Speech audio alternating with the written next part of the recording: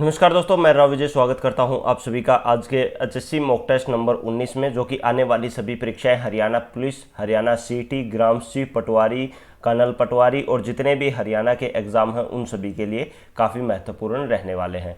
तो दोस्तों आज जो हमारा जो मॉक टेस्ट रहने वाला, इसमें काफ़ी चीज़ें नई ऐड की हैं, जैसे रीजनिंग के कुछ क्वेश्चन और अदर ऐड किए हैं।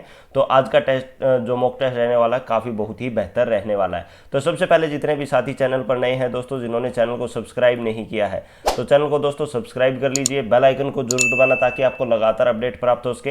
और वीडियो अगर आपको पसंद आई हो तो दोस्तों लाइक जरूर करना साथ साथ, ठीक है। चलो शुरू करते हैं आज के पहले क्वेश्चन से। आज का जो पहला क्वेश्चन क्या है दोस्तों, यदि कुमार है, एक कुमार लिखा हुआ KUMAR, कुमार को 64 से संकेतबद्ध किया जाए तो कुमारी को किससे जो है संकेतबद्ध किया जाएगा। अब बात की जाए इसको कैसे क्या लिखा गया है, वो चीज़ें हम आप अभी डिस्कस करेंगे। तो सबसे पहले अगर हम बात की जाए अलग अलग वर्ड को लिख लेते हैं।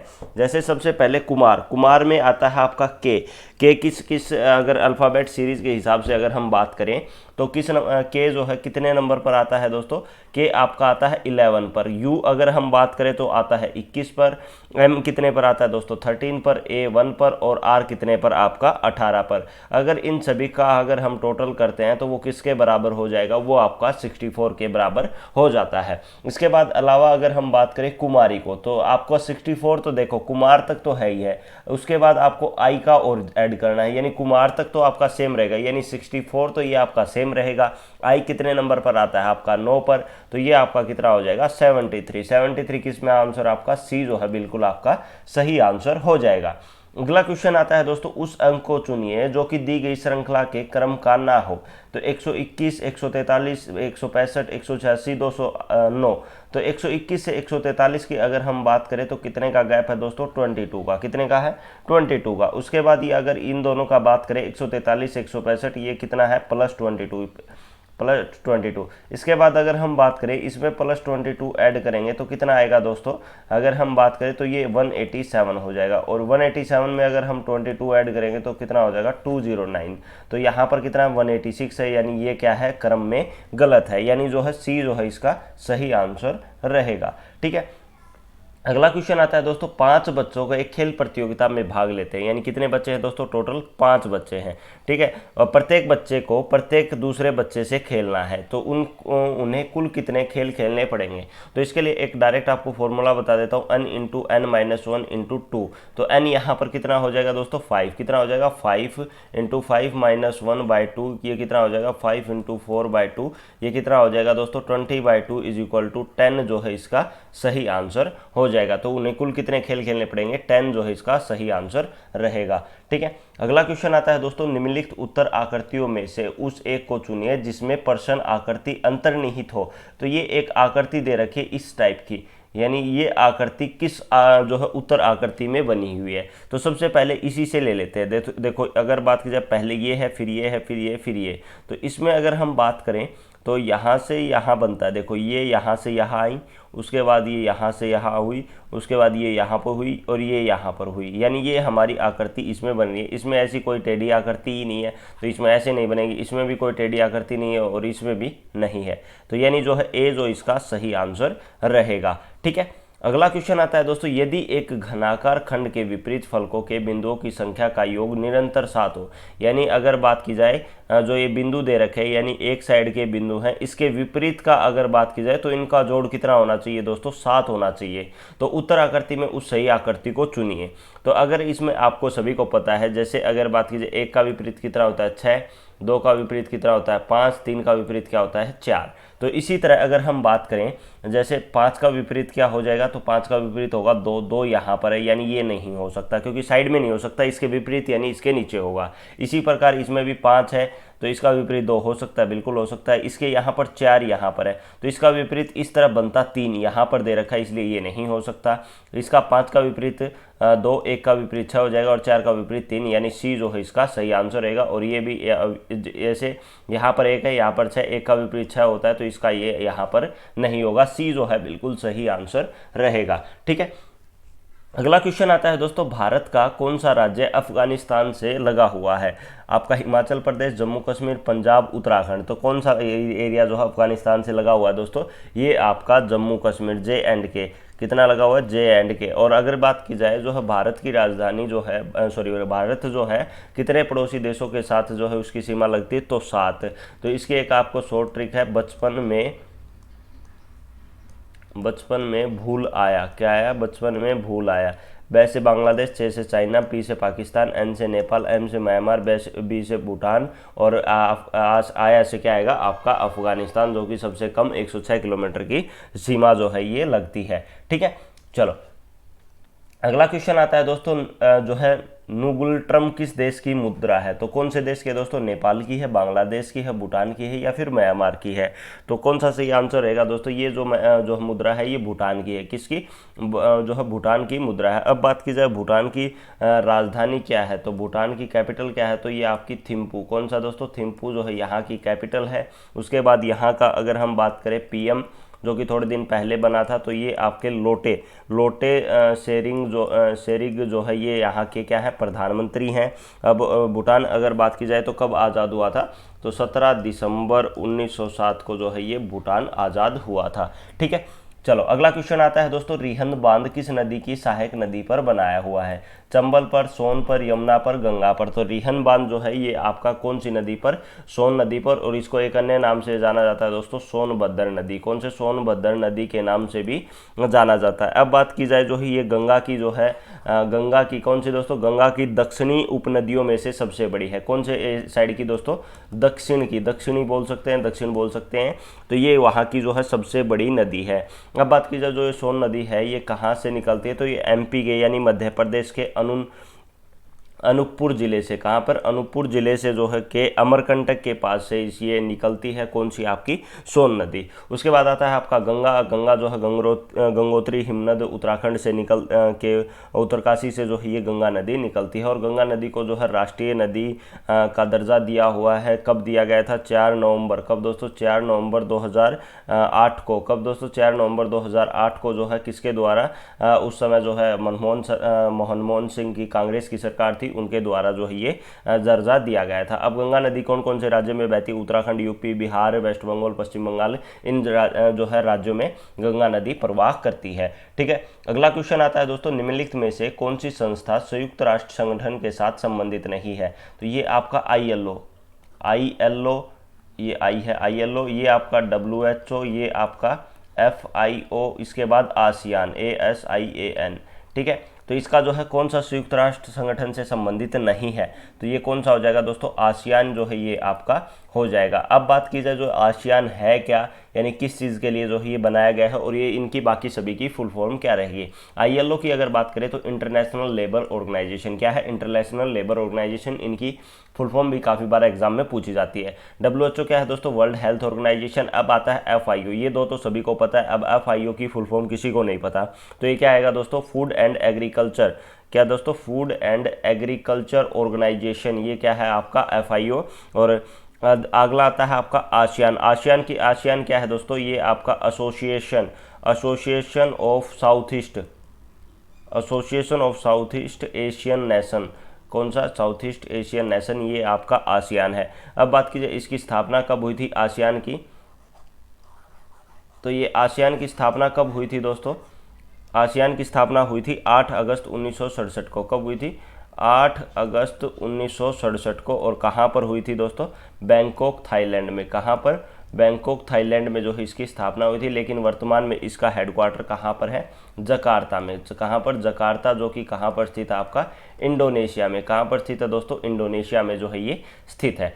ठीक है, अगला क्वेश्चन आता है दोस्तों, निम्नलिखित में से युद्ध संबंधित संबंधी नृत्य कौन सा है? कथकली है, मयूरभंज का छाऊ है, मेघालय का बम्बू नृत्य है या फिर पंजाब का भांगड़ा है? तो ये कौन सा रहेगा दोस्तों? मयूरभंज का छाऊ जो है ये एक युद्ध संबंधी जो है ये नृत्य है। और अगर बात की जाए जो है ये पंजाब का भांगड़ा जो है ये लोक नृत्य के अंदर आता है। कथकली भी लोक नृत्य के अंतर्गत आता है। युद्ध संबंधी की बात करें तो मयूरभंज, मयूर क्या होता है दोस्तों? मोर का जो छाऊ भंज होता है वो युद्ध संबंधी नृत्य होता है। अगला क्वेश्चन आता है दोस्तों, बिक्री लागत से अभिप्राय है। किसी उत्पाद की बिक्री लागत, विज्ञापन की लागत, परिवहन पर आई लागत या फिर उत्पादन कारकों पर आई लागत। तो बिक्री लागत क्या होती है दोस्तों, उसके अंदर जो है सारी चीज़ें इंक्लूड की जाती हैं, यानी उसको बनाने में, प्रोडक्शन करने में, उसका अगर बात की जाए ट्रांसपोर्ट करने में, उसके एडवर्टाइजमेंट वगैरह जितनी भी एडवर्टाइजमेंट वो तो आपकी पहले कॉस्ट आ जाती है, लेकिन जो बाद में कॉस्ट आती है वो आपकी परिवहन कॉस्ट यानी ट्रांसपोर्ट कॉस्ट। तो उन सभी को भी लागत जो है बिक्री परिवहन पर आई लागत जो है ये आपकी बिक्री लागत है। ठीक है, या फिर हम बोल सकते हैं उत्पादन पर, इसका दो आंसर बन सकते हैं, यानी पूरे उत्पाद पर जितनी भी लागत आती है, यानी सेलिंग कॉस्ट जो आती है आपकी, यानी जो उसके अंदर सारी जो आपकी पैकेजिंग हुआ, ब्रांडिंग हुआ, या फिर अगर हम बात करें उसको ट्रांसपोर्ट हुआ या उसका प्रोडक्शन हुआ, तो वो सारी लागत भी आपकी बिक्री लागत के अंतर्गत ही आती है। ठीक है, अगला क्वेश्चन आता है दोस्तों, अल्कोहल उद्योग में प्रयुक्त कवक है। अल्कोहल क्या होता है दोस्तों, आपकी वाइन बोल सकते हैं हम अल्कोहल में। तो वाइन अल्कोहल का एक, अभी सैनिटाइजर में भी काफ़ी अल्कोहल की मात्रा होती है। तो ये किस चीज़ का प्रयुक्त जो है कवक है, छतर का, खमीर का, कैंडिडा अलिकन्स का, राइजोपस का। तो किसका है दोस्तों, खमीर जो है इसका सही आंसर रहेगा, क्योंकि अगर बात की जाए जो है ये अल्कोहल किससे बनता है दोस्तों, या अगर बात की जाए किसका यौगिक है, तो कार्बन यौगिक होते हैं दोस्तों, जो कि एक या एक से अधिक हाइड्रोजन परमाणु, हाइड्रोजन का सिंबल क्या है दोस्तों, एच, हाइड्रोजन परमाणु का प्रतिस्थापन एक या एक से अधिक OH समूह द्वारा जितने भी यौगिक जो है बनने वाले जितने भी यौगिक हैं उनको क्या कहा जाता है, अल्कोहल जो है ये कहा जाता है। ठीक है, अगला क्वेश्चन आता है दोस्तों, निम्न में से कौन सा एक वैकल्पिक धन का उदाहरण है। तो इस क्वेश्चन का आंसर डिस्कस करने से पहले जितने भी साथी हैं जिन्होंने अभी तक ऐप को डाउनलोड नहीं किया, तो दोस्तों ऐप को डाउनलोड कर लीजिए। यहाँ पर आप सभी को डेली जो है 25 डेली नहीं, आपको 25 मॉक टेस्ट मिल जाएंगे। जनवरी 2020 से लेकर आपको एग्जाम तक की करंट अफेयर मिलेगी, और with previous year question paper जो है इसमें आपको मिलेंगे कितने रुपए में, 49 रुपीज़ में। ये जो मॉक टेस्ट है हरियाणा सिटी स्पेशल तो है ही है, इसके साथ साथ आपका हरियाणा पुलिस, ग्राम सचिव, आपका पटवारी और कर्नल पटवारी, इन सभी के लिए भी जो है ये टेस्ट काफ़ी महत्वपूर्ण रहने वाला है, क्योंकि इसमें सभी सब्जेक्ट जो है इसमें मेंशन किए गए हैं। ठीक है, तो ऐप को डाउनलोड कर लीजिए। वीडियो अगर आपको पसंद, ऐप अगर आपके जो है टेस्ट अच्छे लगे तो उनको साथ साथ शेयर भी करना। ठीक है, चलो अगला क्वेश्चन आता है दोस्तों, कौन सा वैकल्पिक धन का उदाहरण है। ये आपका करेंसी नोट, चेक, सिक्के, बंद पत्र। तो कौन सा रहेगा दोस्तों, बंद पत्र। एक तरह से इसको बंद पत्र क्या, बॉन्ड टाइप बोलते हैं इसको। ठीक है, बंद पत्र जो होता है, और ये किस चीज़ का होता है दोस्तों, ये एक जो बंद पत्र होता है ये निर्धारित अवधि के पूरे दोनों पर भविष्य में जो है मौद्रिक जो है प्रतिफल का जो है वादा, जो उसका एक जो है ये लिखित प्रमाण पत्र होता है, बंद पत्र, उसको जो है ये कहा जाता है। एक तरह से हम बोल सकते हैं जो एक एग्रीमेंट टाइप सा बोल सकते हैं हम इसमें, क्योंकि उसमें एक टाइम पीरियड की बाउंडेशन हो जाती है। हम बॉन्ड बोल सकते हैं, या फिर हम बोल सकते हैं हमने कोई शेयर वगैरह खरीदे तो वो एक बंद पत्र टाइप सा हो जाता है, क्योंकि वो एक प्रॉपर टाइम के लिए अगर हम कोई चीज़ लेते हैं, यानी मैंने एग्जाम्पल के तौर पर ले, हम अभी मार्च में हमने कोई चीज़ ली, मार्च 2021 में, और वो कब तक आपकी रहेगी, तो मार्च 2022 तक हमने एक साल के लिए, तो वो एक प्रॉपर क्या हो गया, आपका बाउंडेशन हो गया, या फिर हम बंद पत्र बोल सकते हैं, एक एग्रीमेंट टाइप सा हो गया। ठीक है, अगला क्वेश्चन आता है दोस्तों, एगमार्क है। एगमार्क क्या है दोस्तों, अंडा उत्पादन के लिए एक सहकारी संस्था, नियंत्रित कृषि बाजार, किसानों की सहकारी समिति, पदार्थों के लिए गुणवत्ता की गारंटी की मोहर। तो एगमार्क क्या है दोस्तों, ये पदार्थों की जो है गुणवत्ता की गारंटी, यानी उनकी क्वालिटी की जो मोहर होती है उसको जो है एगमार्क जो है ये कहा जाता है। अगला क्वेश्चन आता है दोस्तों, किस वेद की रचना गद बोल सकते हैं हम, गद्यांश बोल सकते हैं, पद्यांश दोनों में की गई है। तो ऋग्वेद की, यजुर्वेद की, अथर्ववेद की, सामवेद की। तो किसकी दोस्तों, सामवेद जो इसका सही आंसर रहेगा। अब बात की जाए सामवेद कब से कब तक था, तो 1200 से लेकर 1000 BCE तक जो है ये आपका सामवेद था। और जो सामवेद की जो है ये वेद की रचना गद्य और पद में क्यों की गई, क्योंकि इसके अंदर सभी जो है मंत्र वगैरह जो है ये आपके आते हैं, वो आपके सामवेद में आते हैं, और संगीत से रिलेटेड जितने भी चीज़ें आती हैं वो भी आपकी सामवेद के अंदर जो है सम्मिलित है। ठीक है, अगला क्वेश्चन आता है दोस्तों, कार्बन का सर्वाधिक कठोर अपरूप होता है, हीरा, कोक, ग्रेफाइट या फिर काजल। तो कौन सा रूप सर्वाधिक होता है, तो ये आपका हीरा जो है ये सर्वाधिक जो है कठोर रूप होता है, किसका, कार्बन का। ठीक है, अगला क्वेश्चन आता है दोस्तों, आनुवांशिक यूनिट अर्थात जीन होते हैं केंद्रकीय झिल्ली में, लाइसोसोम में, गुणसूत्र क्रोमोसोम में, या फिर कोशिका कला में। तो किसके अंदर होते हैं दोस्तों, गुणसूत्र क्रोमोसोम, यानी गुणसूत्र जो होते हैं उनके अंदर जो है ये आपकी जीन होते हैं। अगला क्वेश्चन आता है दोस्तों, वायुमंडल की किस परत में जो है रेडियो तरंगे परावर्तित होती है? समताप मंडल में, आयन मंडल में, ओजोन मंडल में या फिर बरहीम मंडल में? तो किसके अंदर दोस्तों? आयन मंडल में। किसमें? आयन मंडल में जो है होता है। और आयन मंडल जो है ये पृथ्वी से लगभग कितने किलोमीटर की दूरी पर स्थित है? तो ये पृथ्वी से लगभग 80 किलोमीटर के बाद का जितना भी वायुमंडल होता है उसको आयन मंडल जो है ये कहा जाता है। तो एक बार जितने भी साथी चैनल पर नए हैं, जिन्होंने सब्सक्राइब नहीं किया है दोस्तों, सब्सक्राइब कर लेना, बेल आइकन को जरूर दबाना, ताकि आपको लगातार चैनल के द्वारा जो है मॉक टेस्ट आपको मिलते रहें। दूसरा, हरियाणा की जितनी भी या फिर गवर्नमेंट जितने भी एग्जाम के अपडेट होते हैं वो भी सारे हम प्रोवाइड करवाते हैं, तो वो भी आप जो है साथ साथ आपको प्राप्त हो सकेंगे। ठीक है, अगला क्वेश्चन आता है दोस्तों, शहरी क्षेत्रों में गरीबी उन्मूलन हेतु जो है किस सूचकांक को आधार माना जाता है? तो किसको दोस्तों? कृषि श्रमिकों के उपभोक्ता मूल्य सूचकांक, थोक मूल्य सूचकांक, शेयर मूल्य, औद्योगिक श्रमिकों के जो है मूल्य सूचकांक। तो किसका दोस्तों? जो है ये आपका औद्योगिक श्रमिकों के उपभोक्ता मूल्य सूचकांक का जो है ये आधार जो है ये माना जाता है। अब बात की जाए जो है ये वर्ष 2020 में जो है ये अगर बात की जाए उपभोक्ता सूचकांक, मैं किस पर बात कर रहा हूँ? उपभोक्ता मूल्य सूचकांक पर बात कर रहा हूँ। तो उपभोक्ता मूल्य सूचकांक वर्ष 2020 में कितना था दोस्तों? 119.5 पर जो है ये रहा था आपका। और वर्ष 2021 की अगर हम बात करें तो ये आगामी 18 जून को जो है ये उपभोक्ता मूल्य सूचकांक जो है जारी किया जाएगा।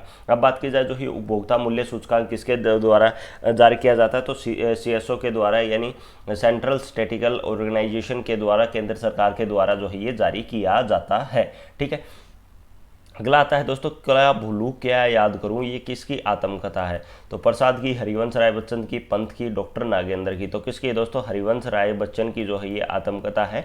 कौन सी? क्या भूलूं क्या याद करूं। ठीक है, अगला क्वेश्चन आता है दोस्तों, किसने 2 पूर्ण अवधियों तक भारत के उपराष्ट्रपति का पद संभाला? S राधाकृष्णन, BD जत्सी, VV गिरी, M हिदायतुल्ला? तो किसके द्वारा दोस्तों?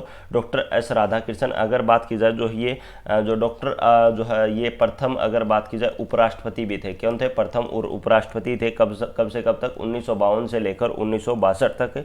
और उसके बाद जो है द्वितीय राष्ट्रपति के रूप में, किसके रूप में दोस्तों? द्वितीय राष्ट्रपति के रूप में इनके द्वारा जो है पद ग्रहण जो है किया गया था। अब बात की जाए जो इनका जन्म कब हुआ था डॉक्टर, बड़ा इंपॉर्टेंट है, ये भी एग्जाम में आता है। तो ये कब हुआ था दोस्तों? 5 सितंबर 1888 में। कब? 5 सितंबर 1888। और यही जो आपका 5 सितंबर है, इसी को जो है किसके रूप में दोस्तों? शिक्षक दिवस के रूप में जो है आपका मनाया जाता है। ये भी काफी बार एग्जाम में क्वेश्चन आ चुका है। ठीक है, अगला क्वेश्चन आता है दोस्तों, भारत के निम्नलिखित राज्यों में से किसमें अधिक निवल क्षेत्र में बुआई की जाती है? तो जो है अगर किसमें की जाती है दोस्तों? सर्वाधिक बुआई जो है की जाती है, ये आपके पंजाब, आंध्र प्रदेश, उड़ीसा, मिजोरम। तो जो है अगर बात की जाए सबसे ज़्यादा एग्रीकल्चर जो की जाती है वो पंजाब राज्य में की जाती है अकॉर्डिंग टू ऑप्शन। ठीक है, तो ए जो है इसका सही आंसर रहेगा। अगला क्वेश्चन आता है दोस्तों, राष्ट्रपति द्वारा राष्ट्रीय आपातकाल की घोषणा किए जाने के बाद किस अवधि तक उसका अनुमोदन संसद के जो है प्रत्येक सदन को चाहिए? तो 1 माह के भीतर, 4 महीनों, 2 महीनों के भीतर, 6 महीना के भीतर। अगर बात की जाए जो राष्ट्रीय आपातकाल की घोषणा की जाती है किसके द्वारा? राष्ट्रपति के द्वारा। तो कितने माह के भीतर दोस्तों? 1 माह के भीतर जो है उसका अनुमोदन जो है संसद के प्रत्येक सदन के द्वारा जो है होना चाहिए। ए जो है इसका सही आंसर रहेगा। अगला क्वेश्चन आता है दोस्तों, सौरमंडल का सबसे चमकीला ग्रह कौन सा है? बृहस्पति, यूरेनस, बुध, शुक्र? तो कौन सा है दोस्तों? शुक्र जो है सबसे चमकीला जो ग्रह है, शुक्र जो इसका सही आंसर रहेगा। और अगर बात की ये सूर्य से दूसरा जो है ग्रह है कौन सा आपका? शुक्र। दूसरा अगर बात की इसका नामांकन किसके नाम पर हुआ है? तो अगर बात की ये एक रोमन देवी है। कौन सी? रोमन देवी है, प्रेम और सौंदर्य की। तो इनके नाम पर ही जो है इसका जो है शुक्र ग्रह का नामांकन हुआ है। ठीक है, अगला क्वेश्चन आता है दोस्तों, बुध ग्रह के जो है उपग्रहों की संख्या कितने हैं? 0, 1, 2, 16। तो कितने हैं दोस्तों? 0 जो है ये उपग्रह हैं। और लेकिन जो है अभी जो है कृत्रिम ग्रह जो है आर्टिफिशियल जो है वो अलग जो है उपग्रह बनाने पर कार्य चल रहा है। बहुत जल्द उनको भी जो है ये जो है बुध ग्रह वहाँ पर उपग्रह में छोड़ा जाएगा। ठीक है, अगला क्वेश्चन आता है दोस्तों, निम्न में से किसने जमींदार लीग की स्थापना की गई थी? ये क्वेश्चन आप सभी को कमेंट करना है।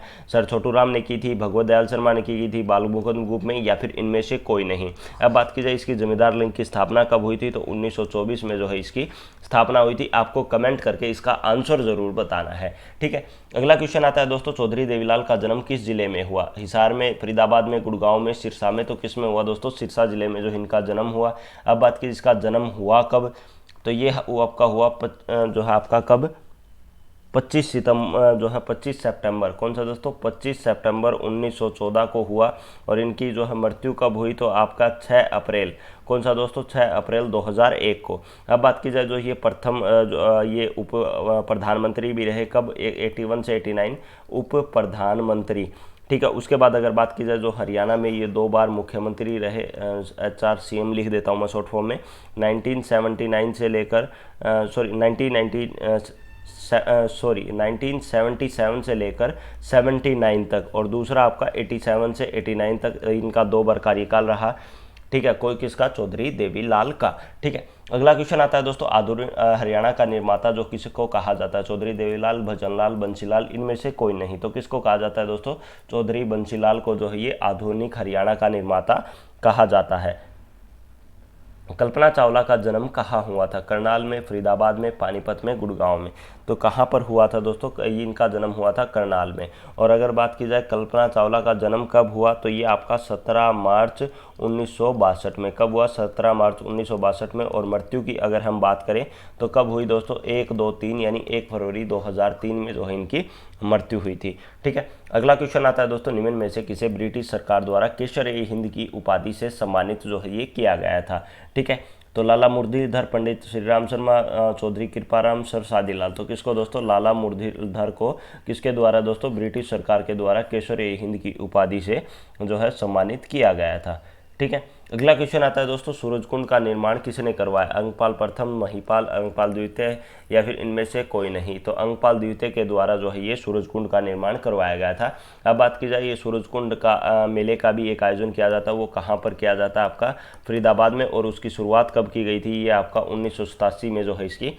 शुरुआत जो है ये की गई थी। और ये कहाँ पर होता है, सूरजकुंड का मेला आपका फरीदाबाद में लगता है, ठीक है। अगला क्वेश्चन आता है दोस्तों, दिल्ली की गद्दी पर बैठने वाला अंतिम हिंदू शासक कौन था, हेमचंद्र, हेमू, हर्षवर्धन, मोहन सिंह भंडार, इनमें से कोई नहीं। तो इस क्वेश्चन का आंसर आपको कमेंट करके बताना है कि कौन सा जो है आपका सही आंसर रहेगा। और जितने भी बच्चे चैनल पर नए हैं, जिन्होंने सब्सक्राइब नहीं किया तो सब्सक्राइब कर लीजिए। डेली आपका ये 7 PM पर हम जो है आपका ये मॉक टेस्ट रहता है हमारे चैनल पर, तो इसमें ज़रूर सभी बच्चे जो है शामिल रहें।